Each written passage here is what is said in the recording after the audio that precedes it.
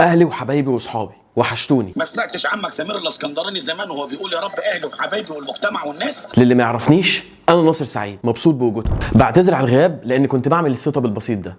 قعدت افكر ومخمخ اقدم لكم ايه، وزي ما العبقري وحيد سيف قال، انا لما بغيب ما بغيبش كده اونطه. انا بغيب عشان افنن، عشان ارسم، عشان اخطط. انا شغلتي شغلة مزاج يا استاذ، مش لعب عيال. اللي متاكد منه ان انتوا بتحبوا الحكايات، وانا بتاع حكايات، واحلى حكاوي ممكن تتسمع هي حكاوي الناس. وزي ما الكينج قال، الناس فتافيت الماس. الناس فتافيت الناس.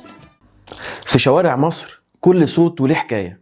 صوت الشيخ محمد رفعت في اذاعه القران الكريم، صوت الست وهي بتقول يا صباح الخير يا اللي معانا، صوت البياعين في الشارع، صوت الدوشه، صوت الاطفال، صوت بياع العرق سوس. كل ده بيجمع ما بين الفرحه والشجن والبساطه والرضا. وعشان كده استوقفني مصطلح صوت مصر. لقيت ان الناس ابتدت تحصره ما بين صوت معين او شخص بعينه او حتى حاله معينه. صوت مصر مش اغنيه او حتى شخص بعينه، صوت مصر هي الحواديت اللي بتسمعها في كل شارع وفي كل ركن. رحلتنا النهارده عن الاصوات اللي بدات بحب وانتهت بقصه نجاح، وعشان كده انا عملت سلسله صوت مصر.